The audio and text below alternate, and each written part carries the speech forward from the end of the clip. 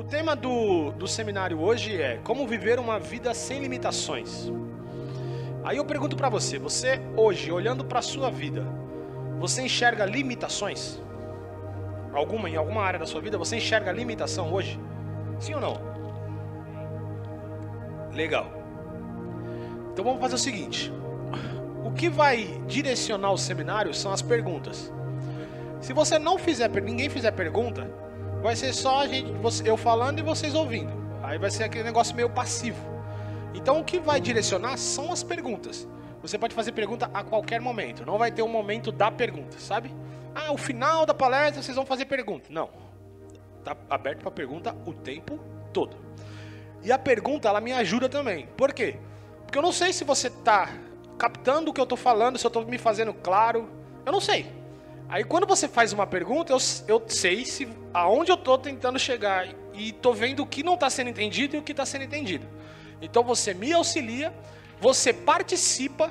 Quem faz pergunta, absorve mais. Sempre vai absorver mais. Então nós estamos aqui reunidos, não num evento formal, nós estamos como família, reunidos como igreja. Então você pode fazer pergunta o tempo todo, não tenha medo de errar, não tenha medo de falar algo errado. O que é importante é, se você está com algo errado na sua cabeça e você faz uma pergunta, tem grande chance desse algo errado se tornar certo. A sua dúvida vai ser esclarecida. E você vai voltar para casa e a sua vida vai mudar, porque você vai a partir daí andar em cima de um princípio correto.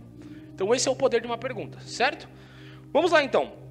O meu intuito, a minha parte, é esclarecer a diferença entre velha e nova aliança e como a gente interage com Deus na velha e na nova aliança. A velha aliança, nós aprendemos no Antigo Testamento, bíblico. Era uma aliança entre Deus e Israel. Nova aliança é uma aliança entre Deus e todo o mundo através de Jesus Cristo.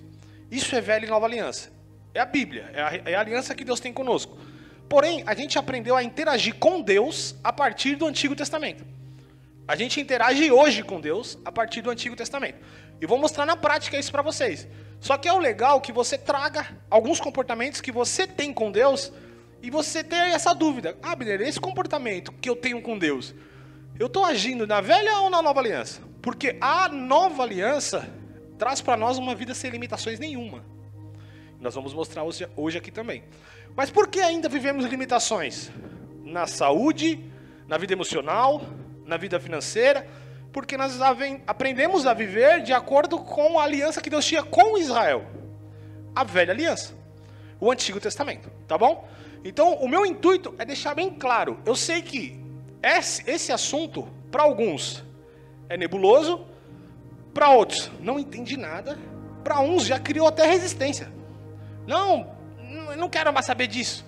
Então, o meu intuito para você é, esteja simplesmente com o coração aberto, você não precisa receber tudo, você não precisa concordar com tudo, mas você precisa estar na humildade de ouvir e falar assim, hoje eu quero entender esse assunto, tá bom? Deixa eu só pegar meu celular para eu ficar me direcionando no tempo que eu tenho. Show. Vamos lá então. Velha aliança. O que vocês entendem quando eu falo velha aliança? Para você é o quê? Define em uma frase, em uma palavra. O que é velha aliança? Algo ultrapassado. Antigo. Beleza. Vamos afunilar. O que é aliança? Compromisso. Mais alguém tem alguma outra palavra, alguma outra frase que define aliança? Pacto. Legal. Perfeito. Então, definimos aqui juntos que aliança é um pacto e velha aliança dá a ideia de antigo, certo? Então, vamos dizer que é um antigo pacto. E por que antigo pacto? Porque ele era válido até a morte e ressurreição de Cristo. Quando Cristo, antes de morrer, ele disse, está consumado. E esse está consumado, ele não destrói a velha aliança. Não é a palavra correta. Ele finaliza a velha aliança e começa a nova. Porque o próprio Cristo falou, eu não vim destruir a lei, eu vim cumprir a lei. Então, a velha aliança era baseada numa lei. Então ele cumpriu tudo e falou, agora começa a nova. Antes dele morrer, ele tomou a ceia com os discípulos e falou assim, este é o sangue da nova aliança. Então ele cumpriu toda a lei, quando ele disse está consumado, ele falou assim, finalizou, começa a nova. E a partir daí, a gente começa uma nova vida com Deus, que aí essa vida que é o poder. Então, era um antigo pacto que Deus tinha com Israel. Agora, qual é a base desse pacto, gente? O que aconteceu? Adão, ele pecou. Quando Adão pecou, o nosso homem espiritual, a nossa vida espiritual, ela morreu. Por isso que Deus disse, se pecares, certamente morrerás. Então, nós morremos espiritualmente. Aí eu pergunto para você, na sua essência, quem é você? Espírito, alma ou corpo? Quem é você a essência? O espírito, a alma ou o corpo? O espírito. O seu ser verdadeiro, a sua essência, ela é espiritual. Por exemplo, aquilo que é mais tangível para nós, que é o corpo físico, ele é o mais transitório. Quando alguém morre, o que acontece? O que fica aqui? Corpo. É o que a gente dá mais atenção. É o que a gente pode tocar.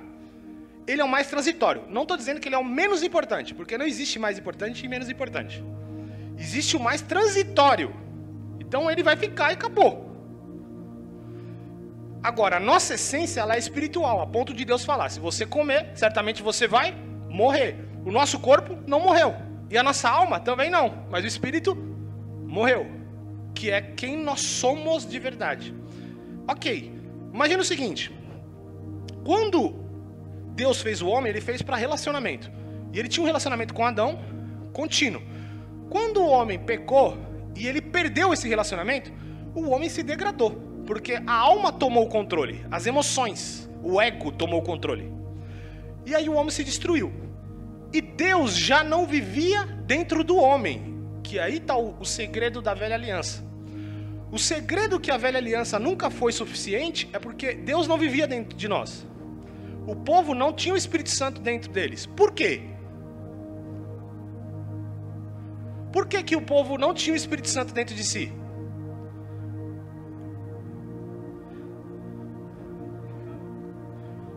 Porque nós éramos pecadores. Daí está o sentido que nós não somos mais pecadores. Quando você diz assim, eu sou um pecador, isso não faz mais parte da sua identidade. Porque se você fosse, o Espírito Santo não moraria dentro de você. Por quê? Porque o Espírito Santo não pode conviver com o pecado. Então, mas Abner, eu peco ainda, nós vamos chegar lá. O homem, quando eu falo homem, não estou falando o masculino ou feminino, estou falando o humano. O humano, ele era um pecador. Adão pecou, Adão quer dizer humanidade. Então, tudo que Adão fez, ele impactou todos nós. Porque ele foi o primeiro. Então, quando Adão pecou, automaticamente todos nós nos tornamos pecadores. Nascemos em pecado, nascemos em erro. Toda a nossa inclinação era para o que é errado. E o Espírito Santo não estava dentro do humano para orientá-lo, para tentar direcioná-lo para Deus. Ele era só inclinado para o erro.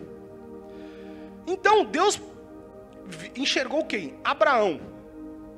Abraão era um homem que tinha uma postura diferente perante todos os homens.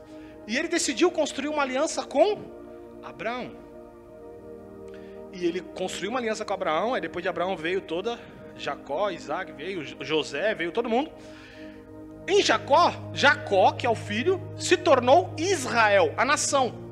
Entende uma coisa? Deus, às vezes a gente pode perguntar, mas por que Deus escolheu Israel? Deus não escolheu Israel, Deus escolheu Abraão. E de Abraão saiu Jacó, que se tornou a nação de Israel.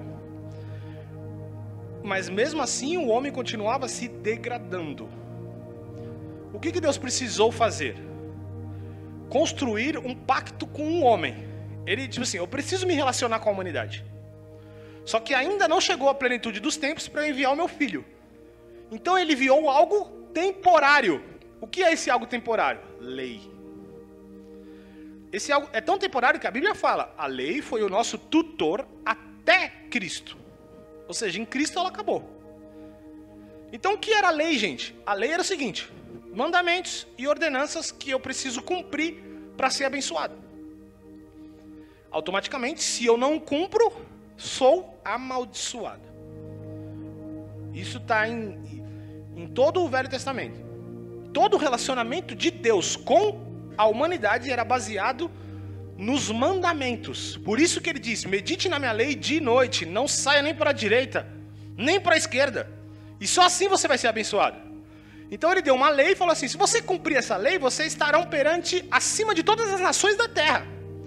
Porque esse é o pacto que Deus fez com o homem. E uma coisa, o homem aceitou esse pacto. Porque a gente pode pensar, mas Deus é ruim, colocou 613 mandamentos e falou, cumpre aí, senão vocês estão perdidos. Não, o homem aceitou. Moisés, ele declarou todos esses mandamentos e a Israel, a nação, falou assim, aceitamos e viveremos de acordo com isso. Então, eles aceitaram esse mandamento. É da mesma coisa do casamento.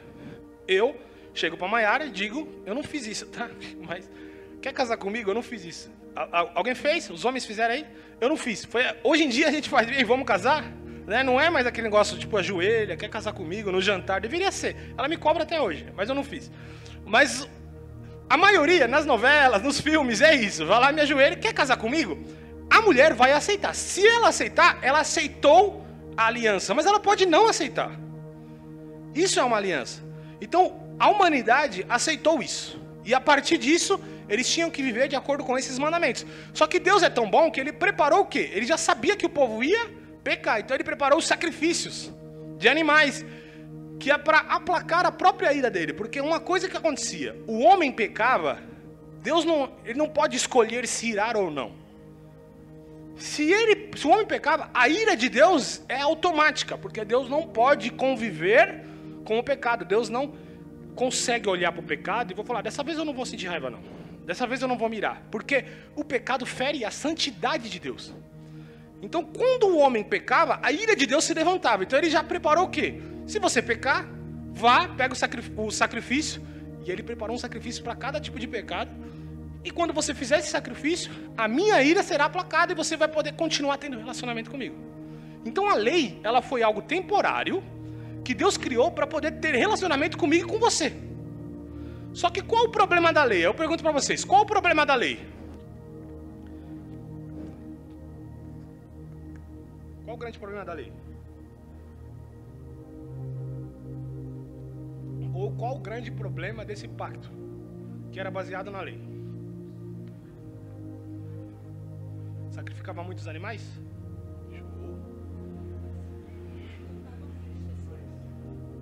Não entendi a primeira palavra. Era muito dura. Como? O homem é que agia. Quem mais? Como? Depende do homem. Se o homem obedece, se não obedece. Depende do homem. Mais alguém? Uma opinião diferente? Ficava algo repetitivo. Certo. Ok. O que vocês estão falando tá tudo certo. Porém a essência é que o controle de ser abençoado ou não, e de ter um relacionamento bom com Deus ou não, estava em quem? Em Deus ou no homem? No homem. Esse era o problema. Por quê? Porque o comportamento do homem sempre se inclinava para o erro. Então ele sempre estava quebrando a lei. Quando você quebra a lei, que quebrar a lei é um pecado, estamos na velha aliança, tá, gente? Quebrar a lei é um pecado. Automaticamente, o que se levantava? A ira. E o que vinha sobre o povo? Maldição. Por isso que a Bíblia diz no Novo Testamento, tá? Quem está debaixo da lei está debaixo da ira. E é possível. Como assim, Abel? Mas nós não estamos na Nova Aliança?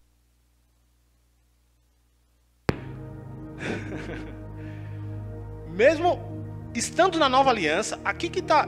O segredo desse seminário é esse. Mesmo estando na Nova Aliança, a gente pode viver debaixo da velha. Que esse é o segredo. Lembra que Israel saiu do Egito? Os hebreus saíram do Egito, mas continuaram com a mentalidade de escravo. Eles foram lá pro deserto e falaram assim, eu queria estar lá no Egito porque lá tinha carne. Então eles continuavam com a mentalidade de escravo. Então a gente pode sair da velha aliança e continuar com a mentalidade de velha aliança. Eu estou na nova, eu estou a partir de Cristo, mas eu continuo com a mentalidade da velha. Isso pode acontecer. Para isso não acontecer, eu preciso que o Espírito Santo abra o meu entendimento. destruir toda a incredulidade do meu coração. E você vai ter muita compreensão hoje sobre o que é a nova. Certo? Beleza. Então, quem vive debaixo da lei, a lei dependia do homem, dependia do esforço. Diga esforço. Esse é o segredo. Esforço. Eu tenho que me esforçar. Imagine cumprir 613 mandamentos. Cara, você tem que estudar muito. Você tem que ler muito. Você tem que vigiar muito. Você tem que se preocupar muito. E mesmo assim você vai errar. Então dependia total do esforço do humano.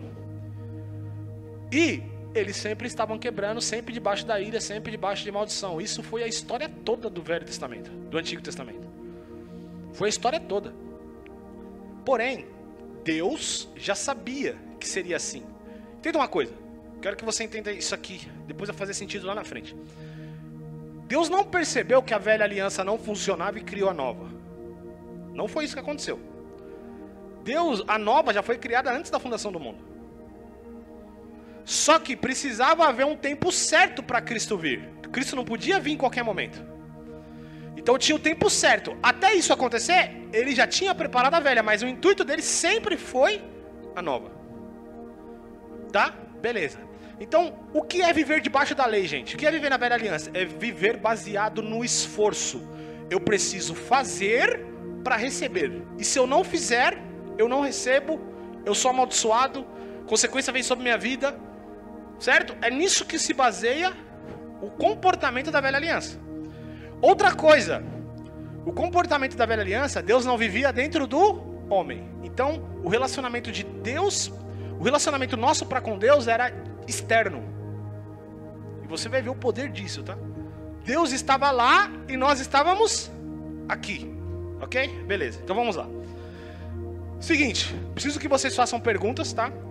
Eu vou falar que tipo de pergunta você pode fazer agora. Até aqui, ficou claro? Se não ficou claro, eu quero que você me fale. E se ficou claro, mas ficou alguma dúvida, faça essa pergunta, porque é muito importante. Tem pergunta até o ponto aqui? Sobre lei, sobre velha aliança, sobre como que se baseia nisso, qual é o fundamento disso? Pode fazer.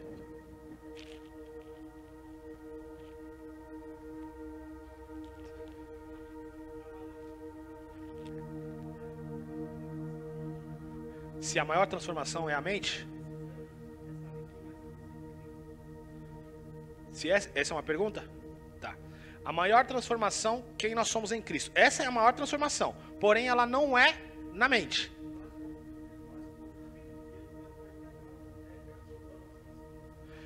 Isso se tornou... você fez uma pergunta sensacional. Isso é uma informação, mas ainda não é uma crença.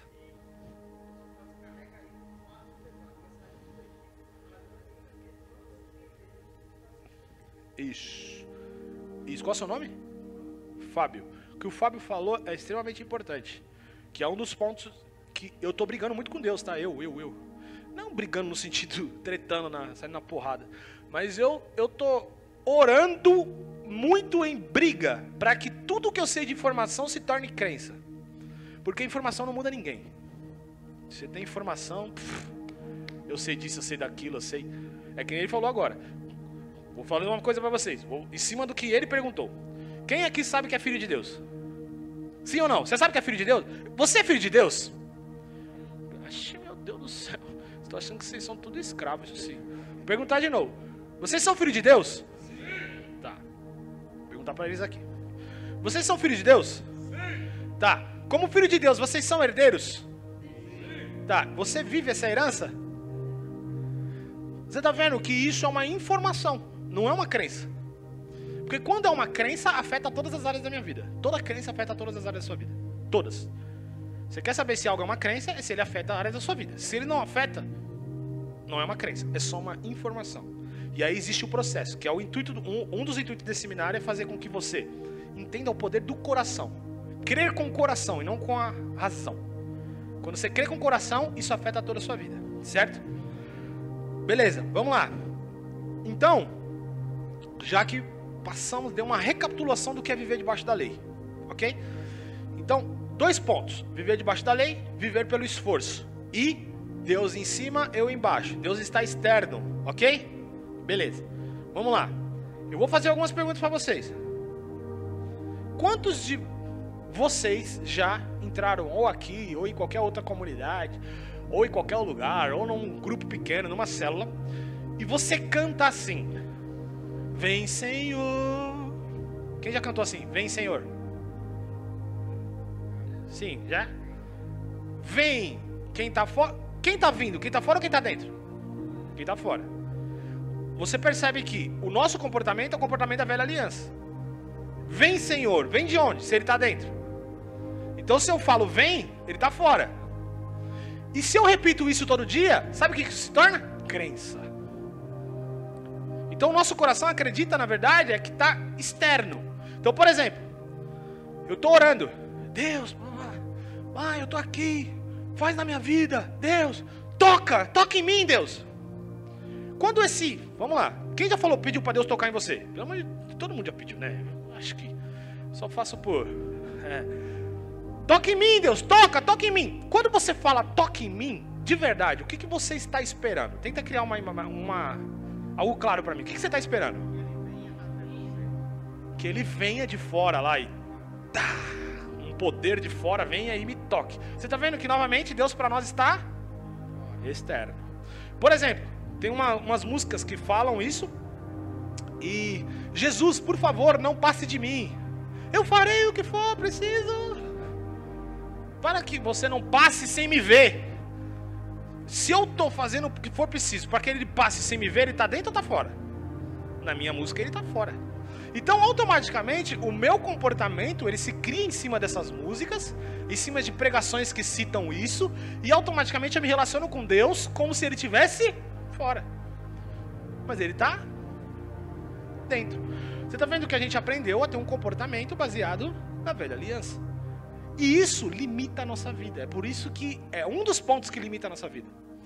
Enxergar Deus fora de mim. E Cristo ele morreu, sabe por quê? O principal motivo.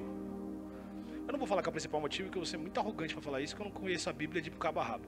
Mas um motivo importante de que Cristo morreu, sabe qual é? É quase o mais importante, para não falar o mais importante. É quase o mais importante, sabe qual é? O Espírito Santo vive dentro de você. Ele falou, se eu não for, ele não vem. Ele falou assim, você vai ser batizado com o Espírito, mas eu vou ter que ir ser glorificado para ele vir. E João Batista disse que Cristo veio, o principal motivo de que Cristo veio, João Batista falou que foi isso. Sabe o que ele disse? Eu sou o que batiza com água, mas vai vir um que vai batizar vocês com e o Espírito Santo. Então, o que ele disse quando ele disse de Jesus? Ele falou, ele vai vir para batizar com o Espírito Santo. Então o Espírito Santo viver dentro de você é a maior potência que existe no mundo. Imagina se você tivesse a crença, lembrando que crença transforma o meu comportamento e afeta a minha vida. Imagina se você tivesse realmente a crença que o Espírito Santo vive dentro de você. Se não fosse só uma informação, mas fosse uma crença. O que aconteceria? Porque você acha que o Espírito Santo está aí só para você falar em línguas e cair no chão e pular? Não. O Espírito Santo ele afeta todas as áreas da sua vida. Todas. Todas. Então, por que eu estou falando que se fosse uma crença? Porque a crença muda, a informação não. A informação eu só fico com ela guardada aqui, mas ela não gera impacto em minha vida. Certo? Beleza. Te dei alguns exemplos da gente se relacionando com Deus fora de nós, ok? Outro exemplo é o esforço. Nós aprendemos, segundo as músicas também, segundo as pregações, segundo os livros, que nós precisamos fazer algo para que Deus faça algo por nós. Por exemplo, você provavelmente pode ter ouvido em algum momento que se você não vir aos cultos toda semana, você está dando brecha para o diabo. Porque você não está aqui no culto toda semana. Talvez você aprendeu isso falando ou culturalmente. Como culturalmente, Abner? Quando você falta no culto, as pessoas falam, tá tudo bem? Você faltou no culto, tá tudo bem mesmo? Como se faltar no culto fosse um pecado gravíssimo. Entende? Então eu aprendi culturalmente que eu preciso estar aqui toda semana se eu quiser ser abençoado. Diga a palavra abençoado. Essa palavra é o que todos nós queremos ser, abençoado. E a gente aprende isso. Outro ponto é oração, que vai ser muito fácil. Vai ter tudo que eu vou falar aqui vai ter um aprofundamento nas próximas palestras, tá? Inclusive oração e jejum na Nova Aliança. Hoje ainda você vai aprender isso, tudo sobre oração e jejum na Nova Aliança. Mas um dos pontos que antes a gente vivia muito eu preciso orar para ter mais da unção de Deus. Eu preciso orar para vencer o pecado. Eu preciso orar para vencer o pecado. Se eu não orar, tem até uma frase que usavam do Lutero. Lutero orava 2 horas por dia antes de sair da rua com medo de pecar. Peraí. Quem foi que venceu o pecado? Para ser vencido pelo diabo. Quem foi que venceu o pecado? Eu ou Cristo? Então por que eu estou orando para vencer algo que Cristo venceu? Entende? Aí volta para o sentido de eu preciso fazer para receber algo. Eu oro para ser mais santo. Eu oro para ter mais poder, mais unção. Eu oro porque eu quero ficar bem com Deus. Por exemplo, se eu orar e ler a Bíblia todo dia, eu me sinto bem com Deus. Mas se eu passei quarta, quinta e sexta sem orar, sem ler a Bíblia, no sábado, se acontece algum problema na minha vida, cara, eu nem vou pedir nada para Deus, eu estou 3 dias sem orar. Você está vendo que o nosso relacionamento com Deus está baseado no nosso comportamento. Isso é lei. A lei é baseada no comportamento do homem. Se você fizer, você será abençoado. Se você não fizer, você não será abençoado. Outra coisa que a gente aprendeu é o pecado. Quando você falha, Deus não te ouve. Deus não ouve sua oração. Eu falhei, pequei, cometi um erro. Então eu preciso me consertar. Na época mais passada ainda, tinha a fase da disciplina, né? Você vinha na igreja, se você tocava, tinha que ficar de banco, ficar, sei lá, depende do pecado. Se você falou um palavrão, é um dia só. Se fornicou, 1 ano, 2, que é o maior pecado para igreja. Deixa eu ver o que mais. Qual uns pecados pesados aí? Beber. Se você beber, pastor, eu caí, eu bebi um gole de álcool. 3 meses de banco. Não vai tocar, não vai fazer nada. Mas tem que vir para a igreja. O culto você tem que vir. Então, a gente aprende que, automaticamente, se o pastor, que para mim é a voz de Deus na terra, falou que eu tenho que ficar 3 meses, você acha que Deus vai me ouvir? Eu não vou orar, Deus não vai me ouvir. E aí nós usamos o termo desviar. Aí a pessoa se desvia. Desanima com Deus e desvia. Por quê? Porque a base disso é o meu pecado, o que eu falhei, o que eu errei, automaticamente Deus não me ouve mais. Deus se virou o rosto para mim. É o termo, Deus virou o rosto para mim. Mas isso está certo? Sim ou não? Se você falar não, tente me explicar o porquê.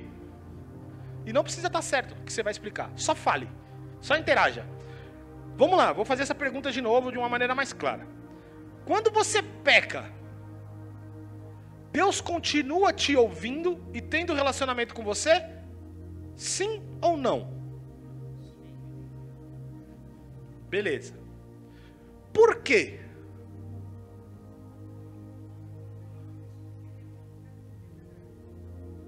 Porque ele olha para o pecador e não para o pecado. Senão o sacrifício da cruz teria sido em vão. Legal. Quem mais? Algum outro ponto? Porque ele é misericordioso. Ok. Puxando para o outro lado. Vamos fazer um exemplo aqui, vai. Vamos fazer um exemplo que todos vocês falaram não. Né? Porque eu sei que muita coisa... Às vezes acontece o seguinte. Eu falo assim, ó. Sim, dentro de mim. Tá, não. Que é a informação, tá? Humanamente eu tô no coração, entende? Por quê? Como você detecta isso? Sim, é no comportamento. Nós já vamos falar sobre isso. Mas vamos fazer o seguinte. Eu fiz a pergunta. Se você pecar, Deus continua te ouvindo e tendo relacionamento com você? Todos vocês falaram? Sim. Alguns não falaram nada. Tudo bem. Vou imaginar que todos vocês falaram não. Não. Deus não continua falando comigo se eu pequei. Tá. Eu quero que vocês defendam essa ideia. Tenta defender essa ideia. Por que Deus não me ouve quando eu peco? Pode defender. Defesa para isso a gente tem, gente. A religião ensinou um monte. Não vem não. Tá na lei, tá na palavra de Deus, irmão.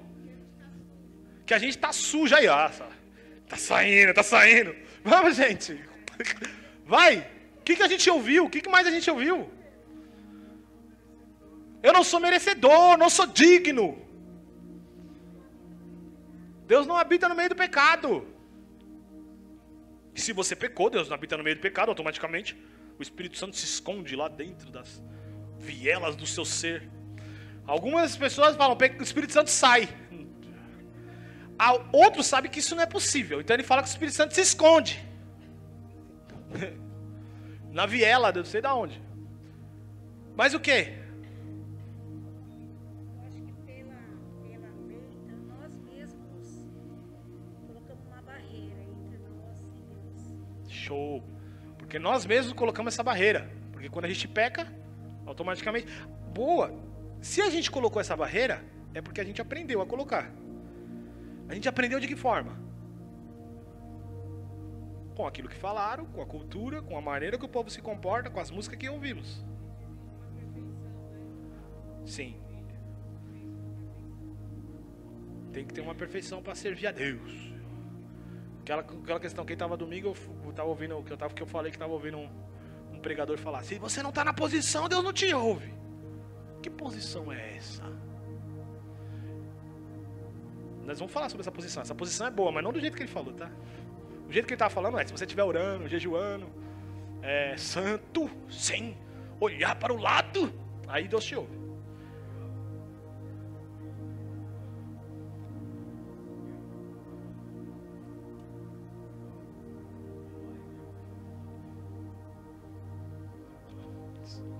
Certo?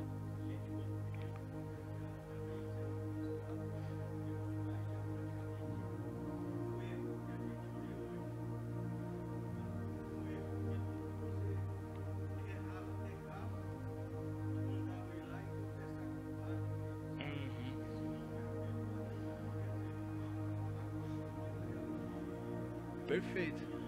Perfeito. O que o Marcelinho trouxe é perfeito. Porque o catolicismo trouxe muito isso, mas os evangélicos fazem da mesma forma. Só que eles mudaram o padre para pastor. Então, tem que confessar para o padre, tem que ir lá falar quantas Ave Maria, quantos Pai Nosso. E punição. Punição. Nos evangélicos, o evangélico trouxe, tipo, tem que falar com o pastor, tem que confessar para o pastor, tem que confessar para o líder. Sempre tem um humano, né, no meio, assim. Sempre tem um humano. Então, tem toda essa questão, várias coisas que, se a gente fosse entrar em tudo, ia ser uma loucura. Mas vamos lá. Ok, vocês entenderam o sentido da coisa, né? De onde a gente está querendo chegar. Sobre pecado, sobre Deus estar fora, sobre viver baseado no esforço. Eu falei para vocês sobre... Você acredita que quando você peca, Deus para de te ouvir? Todos vocês falaram não. Acredita que Deus não para de ouvir, que Deus continua tendo relacionamento conosco, certo? Beleza, vamos fazer um teste se o seu comportamento diz isso? Ou se é só a sua boca? Vamos fazer um teste. Então, eu vou fazer uma pergunta, a sua mente, o seu coração vai para algum lugar. Toda vez que a gente faz uma pergunta, a sua mente, o seu coração vai para algum lugar, certo? Ok. E aí você fica com esse lugar, não precisa falar para mim não. Qual foi o último pecado que você cometeu? Sua mente foi para algum lugar, seu coração foi para algum lugar aí. Tá. Quando você cometeu esse pecado, tenta pensar, qual foi a primeira coisa que passou na sua cabeça? As primeiras coisas que passaram na sua cabeça depois desse pecado. Pedir perdão. Arrepender. Agora tenta falar, que você não precisa falar o pecado, só falar o que veio. Orar pela mudança. Tristeza. Culpa. Constrangimento, vergonha. Peso. Agora, quantos de vocês sentem que depois de ter cometido esse pecado, você continuou, não é continuou a palavra, você sentiu dificuldade de entrar na presença de Deus, de orar, de ler a Bíblia, depois desse pecado? Sim.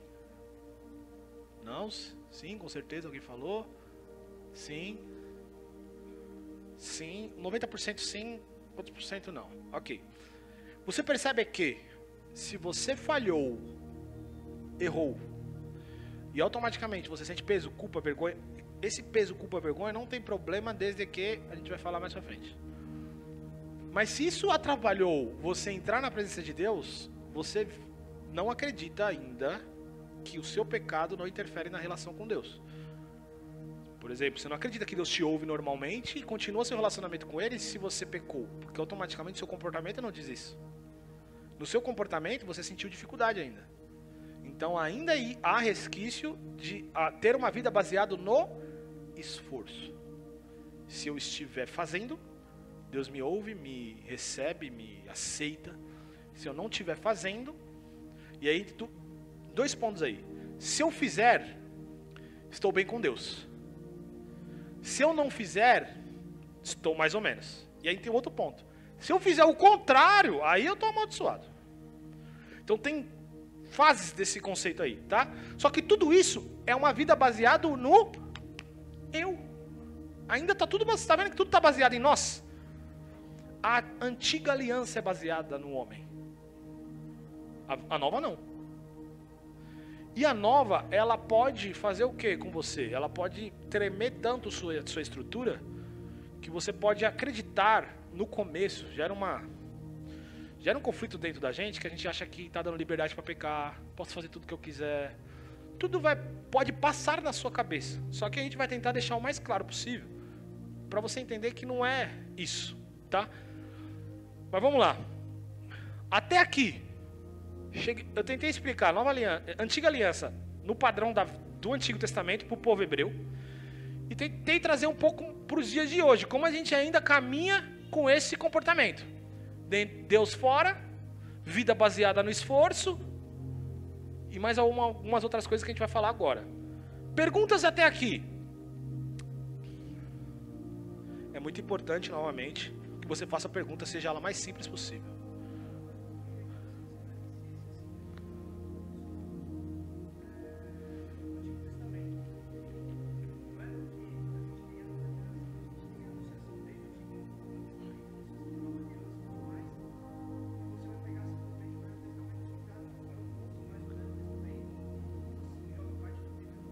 Aham. Sim. Sim. Uhum. Sim. Perfeito. Tá, show. É uma boa. É uma ótima pergunta, é um ótimo ponto. Todo mundo conseguiu ouvir? Sérgio? Ouviu? Isso é um conceito muito... Até antes de existir essa questão de velho... Não, antes de existir não, né? Porque antes de existir ninguém era vivo aqui. Mas antes de pregarem tanto a questão da nova aliança, já existia esse conceito de o Velho Testamento não vale para nada. E as Escrituras, ela vale tanto que Jesus falou... Ele falou assim... Se você crê em mim, segundo diz a Escritura. Sabe o que é a Escritura para ele? Velho Testamento, não existia novo. Quando Jesus estava vivo, não existia Novo Testamento. O Novo Testamento foi existir depois dele que começaram a escrever, anos, 30, 40, 50 anos depois dele que começaram a escrever. Então, se você crê em mim, segundo diz a Escritura. O Velho Testamento, o Antigo Testamento, ele é maravilhoso. Ele é lindo, não rasgue, continue lendo. Eu mesmo tô lendo Gênesis, eu leio o Novo Testamento sempre, né? Eu termino, volto, às vezes pego um livro e tô lendo o Velho Testamento junto, vou lendo os dois junto. Por quê? Porque tudo que o Velho Testamento diz é uma verdade, e continua sendo uma verdade. A diferença é que eu tenho que passar, que é onde a gente vai entrar agora. Eu tenho que passar todo o Velho Testamento pela lente do está consumado. Simples assim. Por exemplo, Deus promete bênçãos em Deuteronômio 28. Ele promete diversas bênçãos para o povo. E maldição também. Quando eu leio o Velho Testamento baseado na Nova Aliança, sabe o que eu faço? Todas as bênçãos eu herdei. Então elas continuam válidas. Todas as maldições foram destruídas na cruz. Porque ele se tornou maldito em meu lugar. Então todas aquelas bênçãos continuam sendo minhas. Eu sou herdeiro delas. Então eu preciso conhecê-las. Para conhecê-las eu preciso ler o Velho Testamento. Então, por exemplo, Deus diz, os seus celeiros serão cheios. Sabe o que quer dizer isso no dia de hoje? Sua conta bancária será cheia. É isso que quer dizer. Para você ver como Deus promete prosperidade.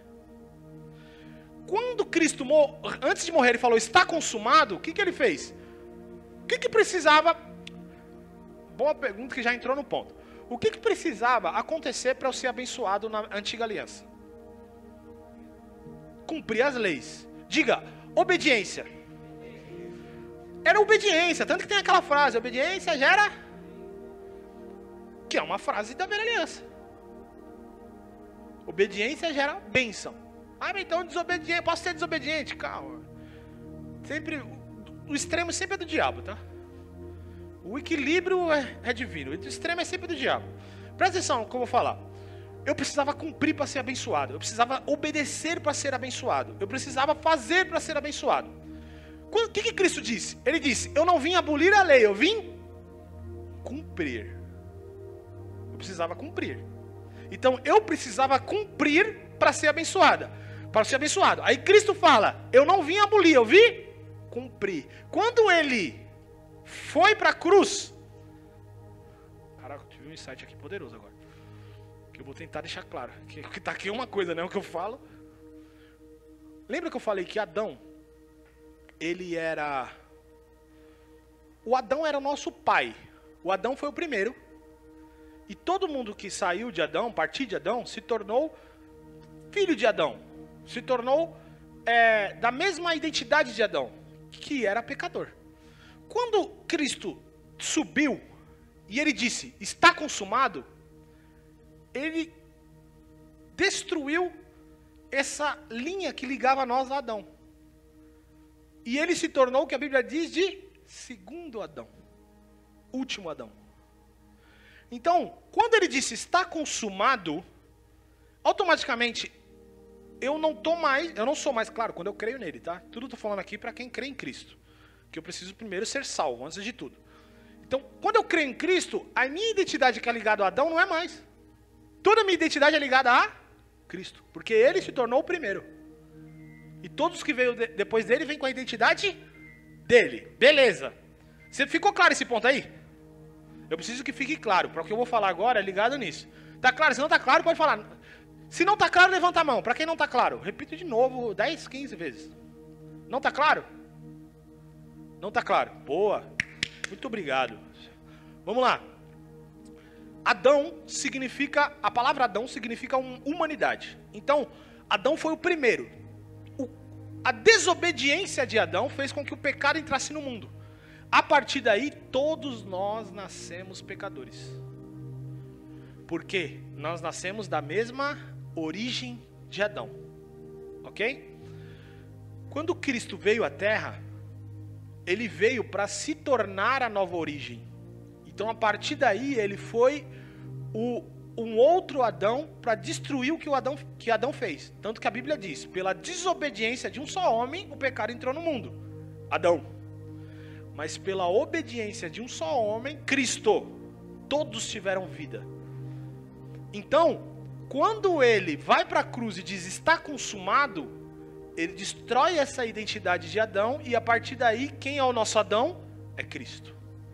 Então, a gente se torna, a nossa identidade é ligada a dele. A Bíblia diz, ele foi o primogênito dentre muitos irmãos. Hoje nós somos irmãos de Cristo. Certo? Então a nossa identidade é ligada a Cristo. Só que, voltando para o cumprir então. Quando ele foi para a cruz e diz está consumado, sabe o que quer dizer está consumado? O que quer dizer está consumado, gente? Está feito, está concluído, está finalizado. Só que tem uma frasezinha que eu gosto, depois desse está concluído, está finalizado. Ela está implícita aqui no está concluído, mas não é claro. Então eu vou explicitar ela. Nada pode ser acrescentado. Entenda uma coisa. Quem aqui já cometeu algum erro no passado? Oh, meu Deus. Vamos lá. Você cometeu, até no presente, você cometeu, ó, pensa nesse erro que você cometeu no passado aí. Se você pudesse voltar e acrescentar alguma coisa, você acrescentaria? Acrescentar de bom, gente. Mudar. Acrescentar quer dizer, acrescentar e fazer mais ruim ainda, não. Todo mundo ficou com a minha cara assim, ó, tipo, o acrescentar envolve mudar. Se você pudesse voltar lá e mudar alguma coisa, você mudaria? Você acrescentaria alguma coisa naquilo? Mas por que você não faz? Porque está no passado. Nada pode ser acrescentado. Então, o que Cristo fez está consumado. Ele quer dizer, você não pode acrescentar nada depois disso. Beleza. O que quer dizer isso, Abner? Por que ele disse está consumado? Porque ele cumpriu toda a lei. Ele cumpriu. Nenhum homem na terra cumpriu toda a lei. Por isso que o povo vivia debaixo da ira. Quando ele foi para a cruz, ele cumpriu toda a lei. Não pecou nada, não cometeu um erro. Então ele disse, está consumado. Bum! A partir de agora, a minha identidade é ligada a ele. Se Adão pecou, e por causa de Adão eu me tornei pecador, se Cristo cumpriu, por causa de Cristo eu me torno o quê? Justo, limpo, santo, abençoado, tudo. Você entendeu essa diferença? A mesma origem que eu pego de Adão, porque eu pequei, quando eu creio em Cristo, eu aproprio-me da identidade de Cristo. Por isso que a Bíblia diz, nós estamos em Cristo. Em Cristo, nova criatura você é. Em Cristo, quer dizer, dentro dele mesmo. Você entrou, você faz parte da origem de Cristo. Então, o que você precisava fazer antes para ser abençoado na antiga aliança? Cumprir, obedecer. O que Cristo fez? Cumpriu, obedeceu. Então, o que a Bíblia diz que eu sou de Cristo? Herdeiro. Então, Cristo cumpriu e eu herdo por causa do cumprimento dele. Aí eu te pergunto, se na lei prometia, nós vamos entrar nesse ponto talvez em um outro seminário mais a fundo, que é a questão da prosperidade divina. Mas eu vou citar esse ponto porque é o ponto mais que as pessoas têm mais dificuldade de entender que Cristo conquistou. Como assim Cristo conquistou prosperidade na cruz? Aí está o segredo. Deus disse, os seus celeiros serão cheios. Tudo que você fizer e colocar as mãos será abençoado. A sua família será fértil. Os seus animais serão férteis. Tudo está prometido lá em Deuteronômio 28. O que eu precisava para que aquilo viesse para a minha vida? Cumprir. O que Cristo fez? Cumpriu. Então, automaticamente, aquelas bênçãos vêm sobre mim. Mas, Abner, que texto você baseia isso? A Bíblia diz que pela fé nós somos filhos de quem? De Deus. Tá certo aí, mas ele aí está citando um homem, que não é Cristo, nem Deus, nem ninguém. Ela cita um homem, em Gálatas, em outros textos. Pela fé nós somos filhos de um homem. Eu falei que desse homem saiu Israel. Abraão. A Bíblia diz que pela fé nós somos filhos de Abraão. O que Deus prometeu para Abraão? Você será abençoado em toda a terra. Abraão morreu. Antes de morrer ele era velho, com muita saúde, rico, o mais rico da terra. A bênção de Deus, ela se torna espiritual, emocional, física, material. Ele promete isso. Tanto que Israel, a partir de Abraão era um homem muito rico. O filho dele, Isaac, era o quê? Um homem muito rico. Jacó era o quê? Um homem muito rico. Jacó se tornou quem? Israel. Israel era um povo muito rico. Até hoje, os judeus dominam a riqueza do mundo. Mas Cristo, quando ele morreu e ressuscitou, e aí Paulo fala, não é judeu quem crê só com o intelecto, quem tenta cumprir a lei. Judeu é quem é pela fé. Isso ele está dizendo sobre, ele está falando para os judeus. Mas o que ele está querendo dizer? Na fé é que nós nos tornamos filhos de Abraão. Abraão se tornou pai de todos nós. Se Abraão foi prometido riqueza, prosperidade, então para nós também tem esse direito. Cristo conquistou isso. Entende? Ok, beleza. Não é o foco de agora, mas para deixar claro para alguns que ainda sofrem com muito medo da escassez, da pobreza e acham que isso é o plano de Deus para nós. Não é. Tá? Beleza. Vamos lá então. A obra consumada da cruz. Eu preciso que você... Eu tenho mais um pouquinho. Eu preciso que esse termo está consumado fique muito claro agora. Está consumado. Se você tiver alguma dúvida. Cristo cumpriu tudo. E ao cumprir tudo, ele disse, está concluído, porque eu cumpri. Acabou. Nada pode ser acrescentado. Agora esse texto, lembre-se disso, repita isso comigo. Nada pode ser acrescentado. Agora vamos lá. Se nada pode ser acrescentado, A quando Nuvem eu Shop tenho é a plataforma para você criar para a sua loja receber online mais de forma favor de simples Deus, e profissional. eu estou acrescentando ou não? Eu estou tentando acrescentar alguma coisa. Certo? Lembrando que vai vir mais para frente a explicação do jejum na nova aliança. Mas esse jejum para receber mais é um jejum da antiga aliança. Como assim, Abner? Porque a próxima palestra vai adentrar um pouco mais nisso. Mas eu vou introduzir. Quando eu olho para Cristo, eu olho para o estar consumado, a partir daí, tudo que eu preciso para o meu futuro está no meu passado. Vou falar de novo. Tudo que eu preciso para o meu futuro está no meu passado. Como assim, Abner? Está 2000 anos atrás. Vou te mostrar como, tá? Sabe o que quer dizer a palavra abençoar, ou abençoado, ou abençoou? Tornar próspero, tornar bem-sucedido, tornar fértil. É isso, palavra. Tornar próspero, ok? Palavra abençoar, tornar próspero, tá? Se a gente quer viver uma vida sem limitações, sabe o que a gente precisa? Olhar para a Bíblia na gramática original dela. Qual que é a gramática original dela? O que é gramática? Passado, presente, futuro, sabe? Em Efésios 1:3 está escrito que Deus já vos abençoou com toda sorte de bênção nos lugares celestiais em... Quem é que está em Cristo? Eu. Então vamos tirar a palavra abençoou, tirar não, substituir a palavra abençoou para o significado que eu dei para vocês. Qual que é o significado de abençoar? Tornar próspero, tá?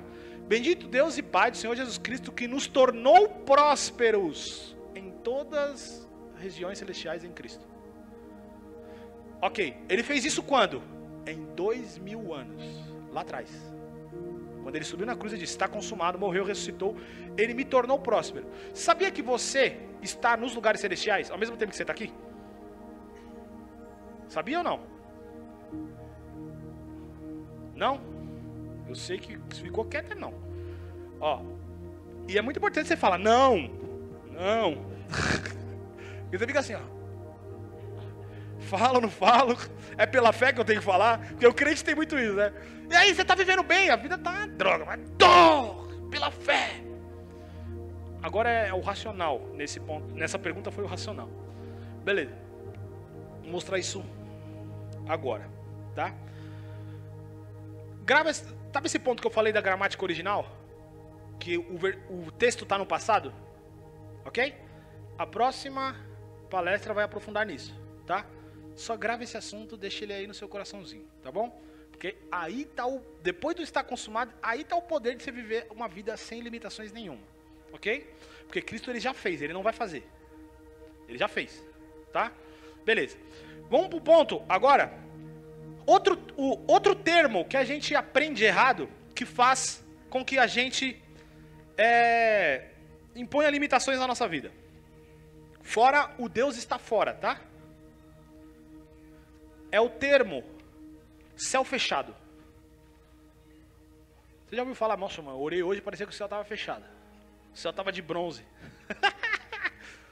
Aí a gente ouve algumas músicas que falam assim, ó. Rasgue os céus e... Rasgue os céus e desce, tá? Eu vou explicar isso pra você. Que isso limita muito a nossa vida. Por quê? O céu já foi rasgado. E ele está aberto. Em todo momento. Mas e quando eu não sinto Deus? Primeiro que você não precisa sentir, você precisa crer. Mas, segunda coisa, tem uma coisa a ver com você, não tem nada a ver com Deus. Porque Cristo ele rasgou o céu quando ele morreu e ressuscitou. Vou te mostrar isso. Para isso eu vou ler, porque eu não posso deixar nenhuma informação passar, que essa parte é absurda. Se eu deixar passar, vou ficar chorando em casa depois. Eu devia ter falado isso. Vamos lá. entende uma coisa. Eu vou pedir agora para vocês abrirem a Bíblia. Na verdade, eu vou pedir cada um abrir um ponto, tá? São 4 textos que nós vamos abrir. Então eu preciso de 4 pessoas, tá? Voluntários. Levanta a mão, voluntários. 1, 2, 3. Só mais um. 4. Vamos lá. Eu vou pedir que o Aloísio abra em João 19:30. João 19:30. O Carlos abra em Mateus 27, versículos 50 e 51.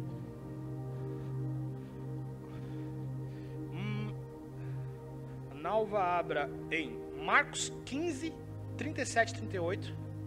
Seu nome é? Daniela. Daniela, abre em Êxodo 26, 33. Presta atenção nisso, tá, gente? Presta muita atenção nisso.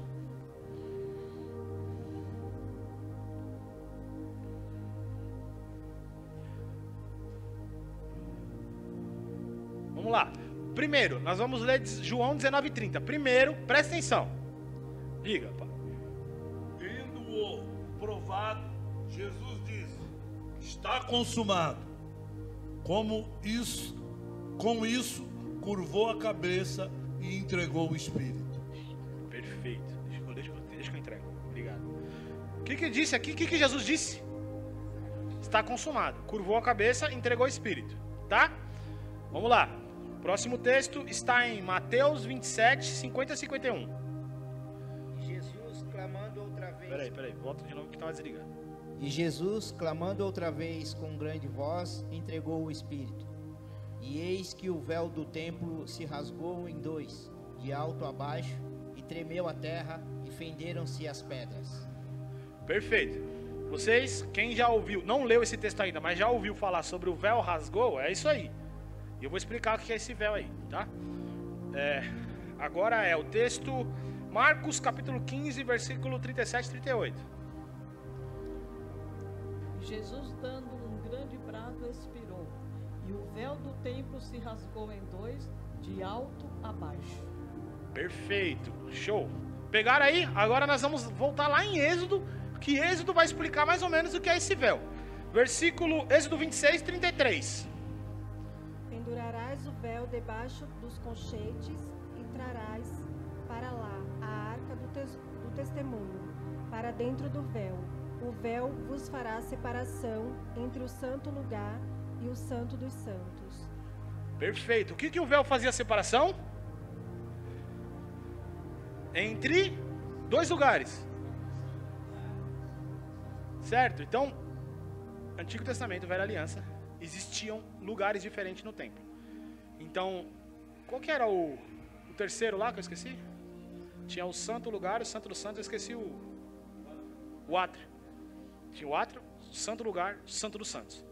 O santo dos santos é aonde, presta atenção nisso, o santo dos santos é aonde a presença de Deus se manifestava, tá? O santo dos santos. Só quem podia entrar lá era o sacerdote uma vez por ano. O sacerdote uma vez por ano. Antiga aliança, o sacerdote uma vez por ano. Para dividir isso, era um véu. Só que não é o... Quando você pensa no véu, você pensa nesse véuzinho. O véu era grosso e enorme. Primeiro que ele era enorme, muito grande mesmo. Eu não lembro agora. Tem as especificações no livro, mas eu não lembro agora. Pensa num lugar muito grande. 10 centímetros. De largura era quanto? 10. 10 centímetros de espessura. 300 sacerdotes para levantar o véu. Não estamos falando de véuzinho daquele que põe no rosto, não. Pensa nisso, tá? Beleza. Agora, esse texto diz o seguinte. Jesus diz, por que pegamos 3 textos? Porque os evangelhos contam cada um uma visão diferente, tá? Então, em João diz que ele disse está consumado e morreu. Quando ele disse está consumado e morreu, os outros textos, que é Mateus e Marcos, explica que quando ele morreu, o véu do santuário foi rasgado. Esse véu dividiu o quê? O santo lugar do santo dos santos. Dividiu o povo da presença de Deus. E esse véu foi rasgado. Agora entenda uma coisa, esse véu foi rasgado, qual que você acha? De baixo para cima ou de cima para baixo?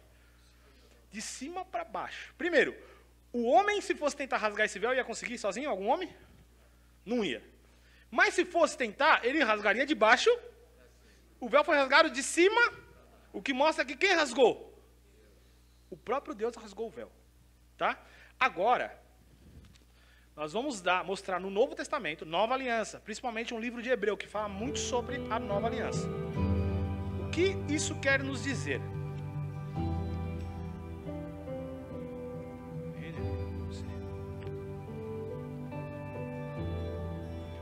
Gente, me desculpa, eu estou aqui virando. Esqueci de falar. Da apostila tá 3. Esse aqui é um rascunho meu. Tá? Aí eu tô virando, aí você acha que tá procurando a mesma coisa que eu, mas aqui é outra coisa. É a página 3. Tá. Mas aqui eu só vou buscar para buscar a referência do texto que eu perdi aqui. Aí. Tá, aqui ó, lembrei. Aqui. Eu vou ler, tá? A referência está em Hebreus 6, do 19 ao 20. Hebreus 6, do 19 ao 20. A primeira referência. Presta atenção nisso, tá? Não precisa abrir, porque você, se quiser abrir para deixar aí aberto, mas o meu conselho é anote para você ler depois. Eu vou ler aqui detalhadamente e explicando. Ó, Hebreus 6, do 19 ao 20.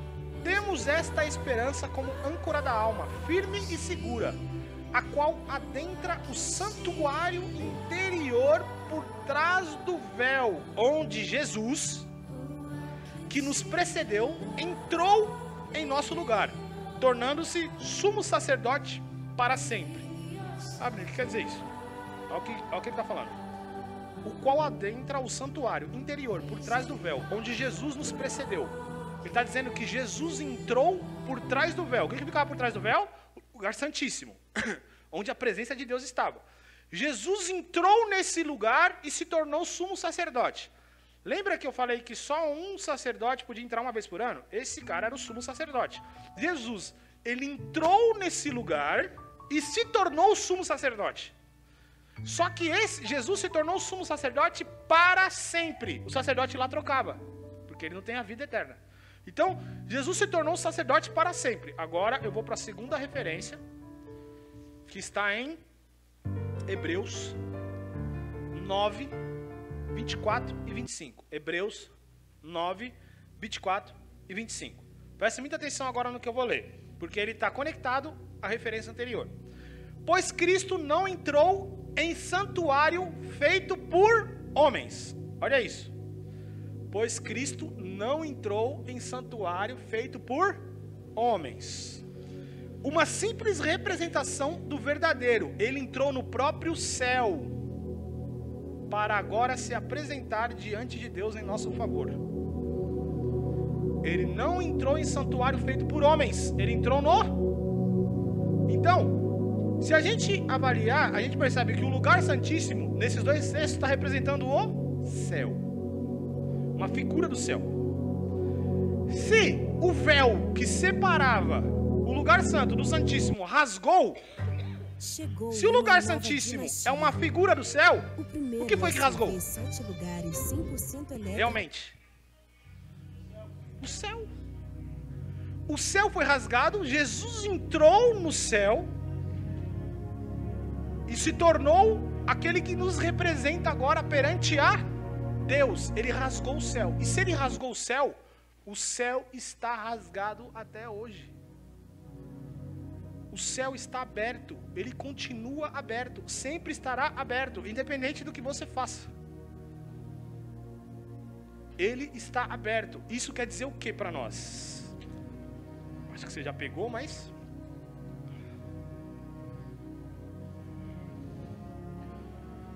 O que isso quer dizer para nós? O principal, tem várias questões, mas sabe qual é o principal? Vamos ver se você pegou. O que isso quer dizer para nós? Se o céu rasgou, o que isso quer dizer para nós? Acesso livre ao céu. Você tem acesso livre à presença de Deus, seja estando no lugar, seja estando no seu quarto, seja estando no metrô, seja estando no carro. O seu acesso à presença de Deus é livre, porque Cristo entrou, morreu, ressuscitou pelos seus pecados e te fez entrar lá junto com Ele. Porque você está onde? Em posição? em Cristo. Lembra lá do que eu falei do profeta? Falou assim, você tem que estar na posição. Sabe qual posição que você está? Em Cristo. E você não sai dessa posição, nunca. Então se você está em Cristo, você tem acesso livre ao céu, à presença de Deus, em todo momento. Em todo momento. E sabe o que é mais louco? Quando ele entrou, ele enviou um outro acesso. Espírito Santo. Então ele entrou no céu e enviou um acesso, Espírito Santo. Então eu estou com o Espírito Santo dentro de mim, posicionado em Cristo. Então quando eu quero ir para o céu, eu tenho que ir para onde? Para dentro. O Espírito Santo está dentro de mim, não está? Eu preciso ir a algum lugar para acessar o céu? Não. Eu preciso vir aqui para acessar o céu? Não. Então por que tem a igreja? Reunião de irmãos, comunhão, amor entre uns e os outros, adorar a Deus junto. Para acessar o céu, vai para o seu quarto, sua cama, antes de dormir. Vai para dentro. Comece a falar com o Espírito Santo. Você acessou o céu, porque o Espírito Santo está dentro de você, você está em Cristo, Cristo está no céu. E ainda Paulo fala que nós estamos nas regiões celestiais junto com Cristo. Por isso que eu falei que você está lá nas regiões celestiais. Você entende esse poder que há em você? Que oração? Vamos lá. Então, a antiga aliança, ela nos limita a entender que na verdade a antiga aliança, o céu está fechado. Ele está fechado. O sacerdote pode entrar uma vez por ano lá para falar com Deus. O céu está fechado. Na nova aliança não, o céu está aberto. Eu acesso Deus de onde eu estiver. E o Espírito Santo está dentro de mim. Então eu acesso Deus e me torno um acesso de Deus para quem não crê em Cristo. Olha o poder que está na sua mão. Você é o acesso que o mundo tem de Deus. Porque a quem não crê em Cristo não tem o Espírito Santo dentro de si. Não tem esse acesso. Quando eu creio em Cristo, automaticamente, quando eu vou em algum lugar, eu entro numa casa, eu sou o acesso ao céu naquela casa. Você é o acesso. No seu lar, você é o acesso. E se você é o acesso, se você tem essa autoridade, primeira coisa, a doença tem que bater em retirada. O demônio tem que bater em retirada. A proteção contra o inimigo é total. E a prosperidade divina tem que vir sobre você. Por quê? Porque você é o acesso. Você é a presença de Deus. Mas Abner, por que eu ainda não vivo dessa forma? A diferença de crer racionalmente e crer com o... Entende uma coisa? Não tem mais a ver com Cristo. Cristo já fez tudo. O que tem a ver com o que eu decido acreditar. Quando eu acredito, eu me aproprio. Isso é meu. Eu acredito nisso, isso é meu. E você começa a trazer isso todos os dias, todos os dias, todos os dias, todos os dias. E você vai ter uma palestra só para falar sobre como o coração funciona. Que você vai aprender na ciência, o que a ciência tem descoberto cada vez mais sobre o coração. E o que a Bíblia diz, e como fazer com que seu coração acredite nessas verdades. Você vai ter uma específica. Só que o foco é, se você crer com o coração em tudo que nós falamos aqui, você vai viver isso. Isso se torna a sua experiência. Ela afeta todas as áreas da sua vida. Simples assim. Certo? Então, um dos limites que a antiga aliança nos impõe, céu fechado. Primeiro, o céu não está fechado, está aberto todo o tempo. E se eu pequei, abre, continua aberto. Você vai entender. É chegar no reino dos céus. Mesma rua, céus. É chegar no reino dos céus. É a mesma coisa do céu, você está dizendo?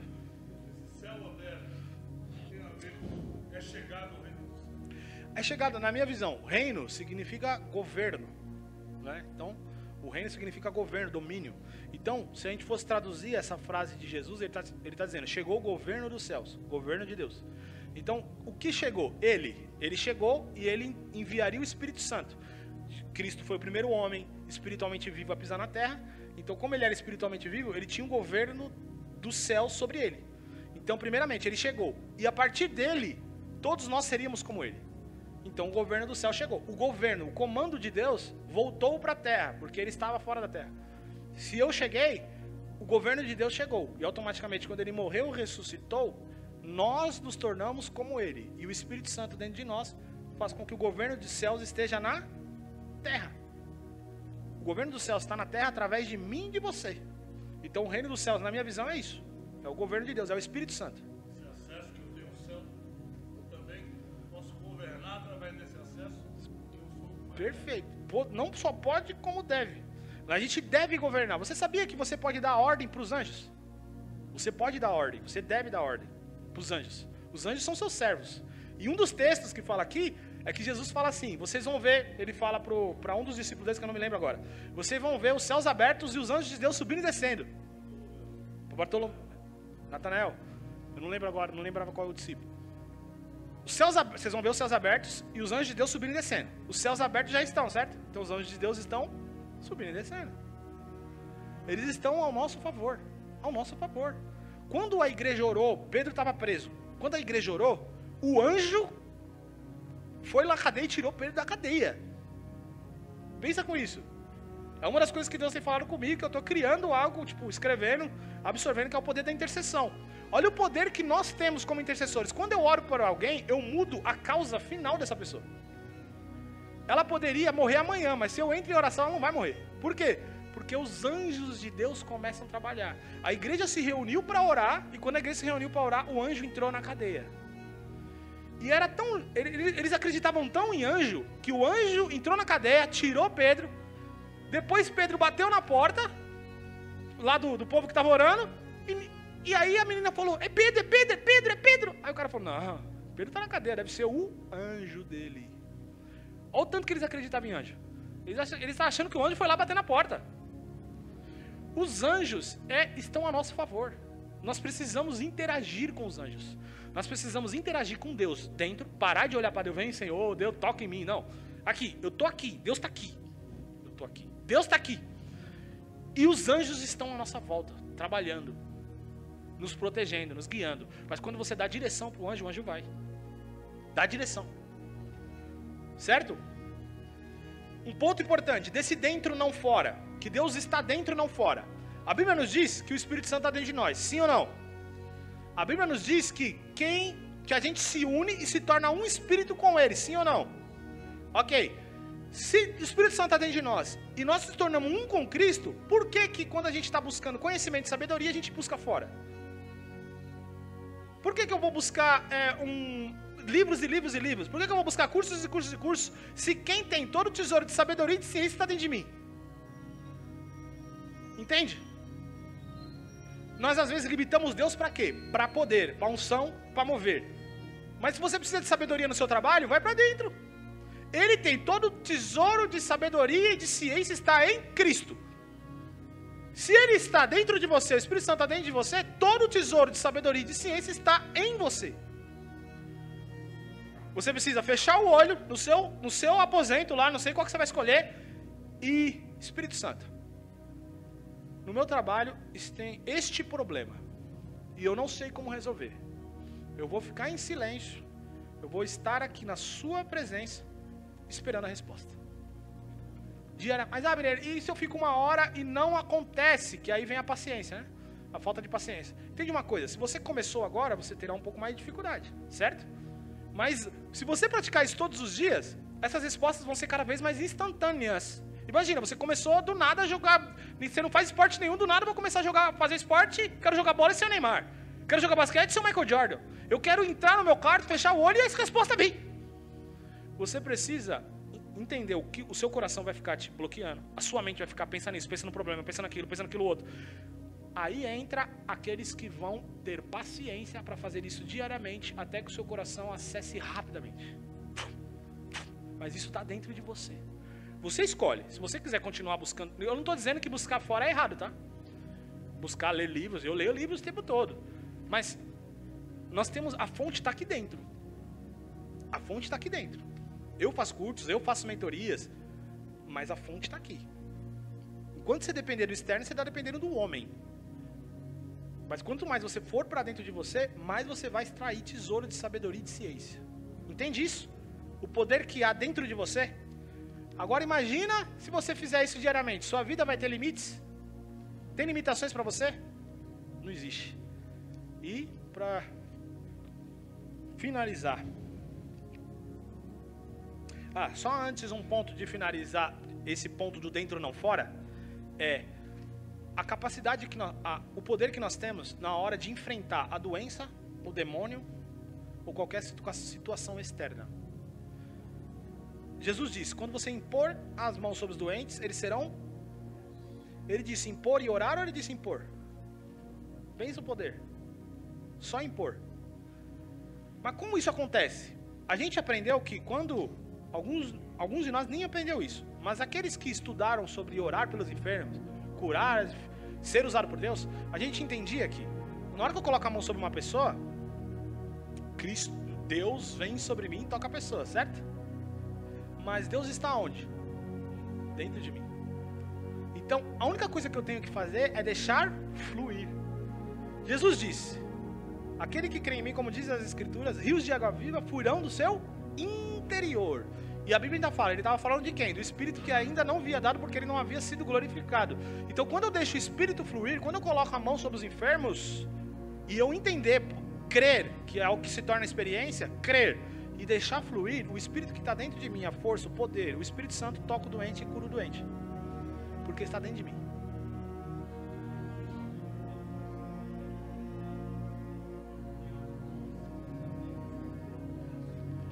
Ai, poderoso, hein? Deixa eu só ver. A gente começou 10 minutos atrasado. Eu tenho mais 10 minutos ou para no... Beleza. Isso que o Marcelino falou, ainda bem que você falou, Marcelino, porque eu ia deixar passar aí, por causa do tempo. A Bíblia diz, lembra do tesouro de sabedoria e de ciência que eu estava falando? A Bíblia diz, nós temos a unção do santo e sabemos tudo. Imagina esse poder. Nós temos a unção do santo, não dos santos, do santo. Quem é o santo? Cristo. Nós temos a unção do santo. Unção pode ser traduzido por poder ou habilidade. Então nós temos o poder do santo, a habilidade do santo e sabemos tudo. Isso já nos mostra que todo tesouro de sabedoria está dentro de nós. A Bíblia diz também que você não vai precisar que alguém te ensine, porque ele vos guiará em toda verdade. Olha a Bíblia falando várias vezes que o que está dentro de você é o maior poder do mundo. O que eu preciso é crer nisso, tá? O processo de crer, ele pode ser um processo, pode ser instantâneo, pode ser rápido, pode ser médio ou pode ser lento. O que vai depender é o quanto o seu coração endureceu, o quanto você é humilde para permitir que o seu coração amoleça. Tudo depende disso. Por quê? Porque o processo você tá com o coração... O que endurece nosso coração? Presta atenção. O que endurece nosso coração? Anota aí, quem tá anotando. O que endurece nosso coração? Primeiro, tradição. Tradição familiar, tradição religiosa, endurece nosso coração. Por quê? Porque a gente aprende um monte de coisa humana que não tem nada a ver com Deus. E se isso vai repetindo, se torna uma crença. E aí acaba bloqueando o agir de Deus. Tradição. Segundo, mente natural. É a razão. Então Deus, ele age pelo sobrenatural. Então quando a ação de Deus eu não consigo entender, eu bloqueio essa ação. Eu não deixo ele fluir. Peraí, eu não estou entendendo o que está acontecendo. Mas você não precisa entender, você precisa crer. Então a mente natural, que é a mente não renovada pela palavra. A mente natural, que ela anda segundo os padrões desse mundo.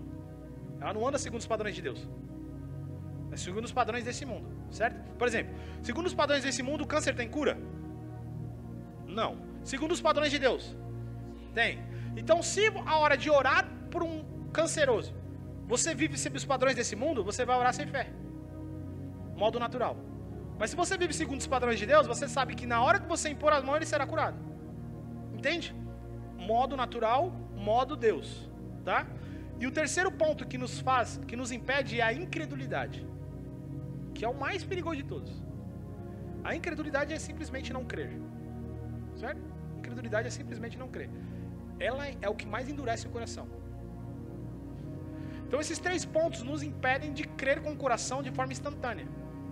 Então o que a pessoa precisa fazer para crer nisso é ultrapassar essa tradição, esse modo natural e a incredulidade. Você vai aprender daqui a pouco nas próximas palestras, tá? E o último ponto, para terminar,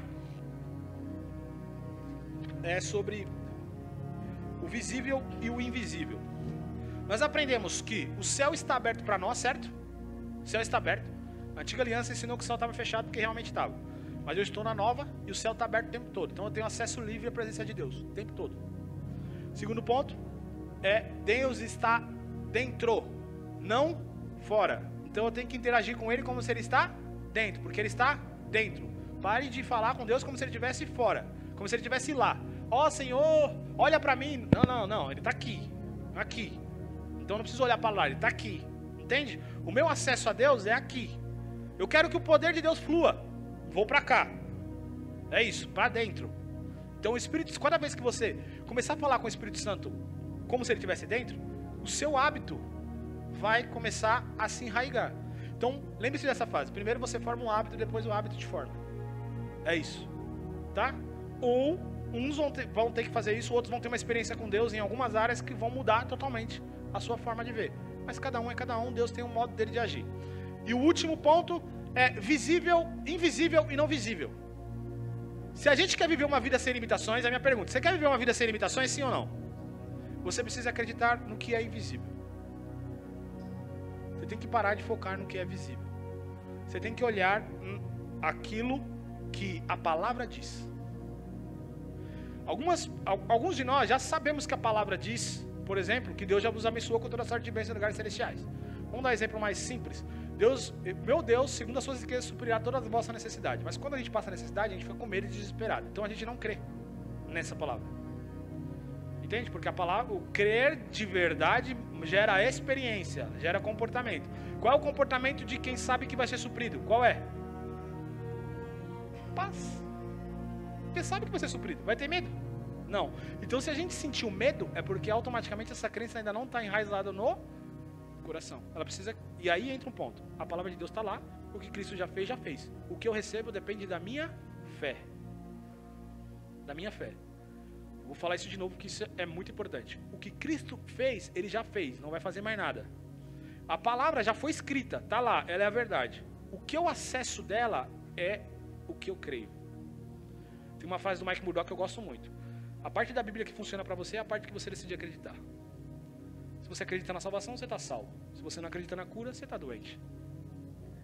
Simples. A palavra de Deus está lá. O povo de Israel, a Bíblia diz que eles receberam a palavra, mas a fé dele não estava misturada à palavra. Morreram no deserto. Entende? É a minha crença que faz com que aquilo aconteça, tá? Então, esse crer, deixa eu ver se só tem algum ponto sobre esse crer que eu não posso deixar de falar aqui.